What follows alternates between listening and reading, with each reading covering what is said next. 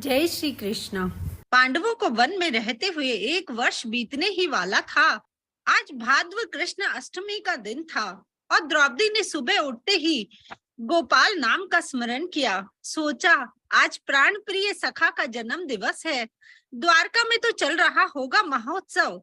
याद आया माँ कुंती भी कृष्ण की जन्म तिथि खूब उत्सव से मनाती थी। सोचा आज काम्यक वन में श्री कृष्ण जन्म का महोत्सव रखा जाए और द्रौपदी ने बहुत ही उत्साह के साथ ये विचार रखा पांडवों के समक्ष, क्यों न कि आज कृष्ण जन्मोत्सव काम्यक वन में मनाया जाए।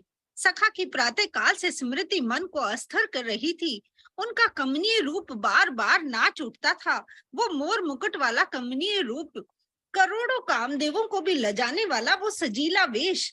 आज द्रौपदी ने अक्षय पात्र में भांति भांति के मिष्टान बनाकर काम्यक वन में शबरों को, भीलों को, निषादों को, किरातों को भिजवाए। यहाँ तक कि पशु पक्षी और आकाश के कीट पतंगे भी प्रसाद पाकर तृप्त हो गए। सौभाग्य से आज द्वार पर अनेकों अतिथि आए, पर द्रौपदी का हृदय तृप्त नहीं हुआ। मन कह रहा था आज कृष्ण आएंगे, मेरे हाथ का भोजन उन्हें अतिशय प्रिय है। जानती हूँ अब वो द्वारिका के अधिपति पुरुषोत्तम श्री कृष्ण हैं और हम राज्यहीन अरण्यवासी पांडव, लेकिन मेरी श्रद्धा, मेरा भाव, मेरा समर्पण अरोगने वो अवश्य आएंगे। वादा किया था बिछड़ते समय कि वनवास की अवधि में हालचाल पूछने आता रहूंगा। संध्या समाप्त हुई, रात्रि की काली बेला आकाश पर बादलों के झुरमुट पड़ गए और घनघोर घटाएं बरसने लगी, बिजली कड़कने लगी। तभी अर्जुन ने कहा, द्रौपदी इतनी रात हो गई, अब तुम भी भोजन कर लो। दिन भर परिश्रम किया है, इसी अरण्य में साधु सन्यासी, शब्र पल्ली के आवाज, वृद्ध वनिता और कीट पतंगे सबको समभाव से श्रद्धा सहित भोजन कराया है। अब किसकी प्रतीक्षा करती हो? द्रौपदी ने कहा कि मन कह रहा है अतिथि आएंगे, शायद सखा ही आते हो।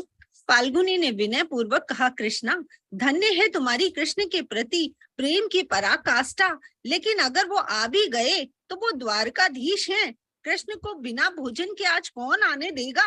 अर्धरात्रि तक भूखे तो नहीं आएंगे ना? लेकिन फिर भी तुम्हारा मन अगर नहीं मानता तो लाओ मुझे भोजन परोस दो। कृष्ण को अर्पण करके मैं ग्रहण करूंगा, मेरी सांस सांस उन्हें समर्पित है।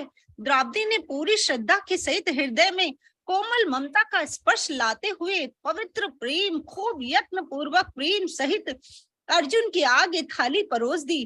प्रथम गास अपने प्राण प्रिय सखा को निवेदन कर थाली द्रौपदी के आगे कर दी। कृष्ण को अर्पित भोजन का प्रसाद खाकर द्रौपदी तृप्त हो गई। अर्धरात्रि की बेला थी। अर्ध चेतन मन को बंशी की मधुर मोहक ध्वनि सुनाई दी।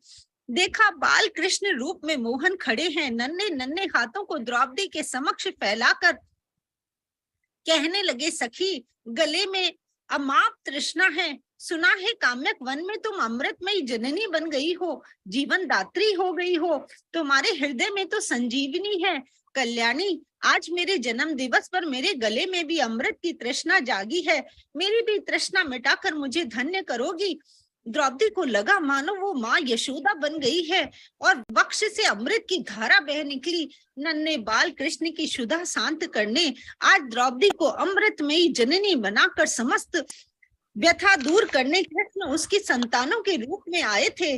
वात्सल्य से पुकार उठी, कृष्ण कृष्ण। तभी फाल्गुनी ने छू कर जगाया, कृष्णा क्यों स्वप्न में कृष्ण कृष्ण कहकर बौरा रही हो? द्रौपदी ने कहा, नहीं, मेरे 5 पुत्र ही कृष्ण बनकर आए थे और मुझसे अमृत मांग रहे थे। स्वप्न में ही अमृत उनके मुख में उंडेल कर मेरा मन और अंतर मन तक भीग गया है उस अमृत सुधा में।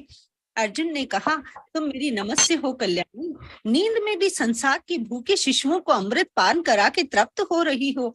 तभी द्वार पर मोर मुकुट बंसी धारी, नीलमणि सी दीप्त शिखा लिए गिरधर गोपाल प्रकट हो गए।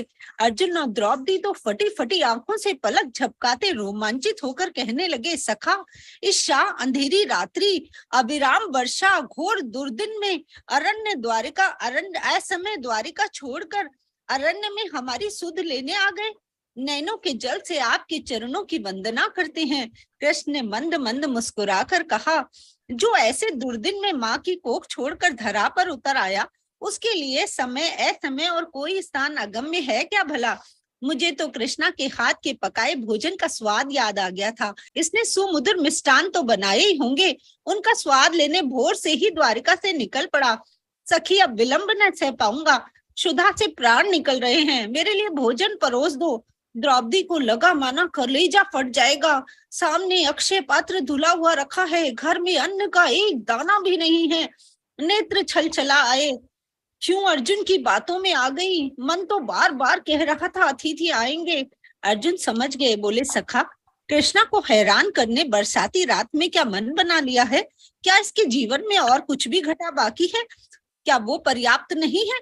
अभी आपका मन नहीं भरा? बीच में ही कृष्ण बोल पड़े, कृष्णा, जरा सा भी भोजन नहीं रखा? मेरा मन नहीं मानता। मेरा जन्मदिन है, कुछ तो रखा ही होगा। द्रौपदी ने रोते रोते कहा, जानती हूँ, अतिथि अभुक्त होने पर अभिशाप देते हैं, दे दो श्राप। वैसे भी जीवन में बचा ही क्या है? जिसका जीवन ही अभिशप्त हो, उसे डर कैसा? कृष्ण ने हंस कर कहा, सखी, कौन कहता है तुम्हारा जीवन अभिशप्त है? लाओ जरा हाथ तो दिखाओ। द्रौपदी ने खींच लिया हाथ। तभी अर्जुन ने धीरे से कहा, कृष्णा, दिखा दो। तुम्हारा हाथ देखकर गणना करने में सूर्योदय हो जाएगा, अभिशाप से बच जाओगी। कृष्ण ने द्रौपदी के सुकोमल हाथ को पकड़कर अंगुली की पोर देखने लगे। कोई अन्न का कण कब अंगुली के अग्र भाग में नाखून में रह गया था। द्रौपदी ने देर रात गए क्लांति के कारण जल्दबाजी में हाथ धोए थे और हाथों में झूठन लगा अन्न कण का प्रसाद की तरह ग्रहण कर लिया कृष्ण ने। द्रौपदी तो फूट फूट कर रोने लगी, सखा, मेरा उच्छिष्ट खाकर मुझे पाप में डुबे रहे हो। पर कृष्ण तो तृप्ति से डकार लेकर भोजन की प्रशंसा करने लगे। द्रौपदी और अर्जुन स्तंभित होकर इस अलौकिक शक्ति के आगे नतमस्तक थे। प्रभात की लालिमा फैले उससे पहले ही कृष्ण तो विदा लेकर चले गए। द्वार पर नारद मुनि ने प्रवेश किया। कहा, धन्य हो कृष्णा, तुम्हारे प्रेम की निश्चल प्रीति पांडवों को दुर्वासा के ब्रह्म शाप से बचाने कृष्ण घोर बरसाती रात में अरण्य में तुम्हारा उच्छिष्ट ग्रहण करने आए थे। दुर्योधन की सेवा से प्रसन्न होकर उसके अनुरोध पर 10,000 शिष्यों को लेकर दुर्वासा मुनि आधी रात काम्यक वन में पहुंचे और प्रभात से पहले ही अक्षय पात्र खाली है वो जानते थे। सारे शिष्यों के भोजन की अविलंब व्यवस्था करने को युधिष्ठिर को कहते और पांडव लाचार होकर दुर्वासा के शाप से ध्वंस हो जाते। लेकिन मूर्ख दुर्योधन नहीं जानता, जिसके सखा कृष्ण हो उसे दुर्वासा भी अपने क्रोध से नहीं तपा सकेंगे। तभी तो कृष्ण ने नख में रह गए अन्न कण को ग्रहण कर संपूर्ण विश्वात्म को तृप्त कर दिया और अरण्य में प्रवेश करते ही दुर्वासा का शिष्यों सहित पेट गले तक तृप्त भर गए। शिष्यों को लेकर चुपचाप चले गए। नतमस्तक हो गई कृष्णा और मन कृष्ण के चरणों में झुक गया। मेरी झूठन खाकर मुझे पाप देने नहीं, पांडवों को ब्रह्म शाप से बचाने आए थे सखा। जय श्री कृष्णा।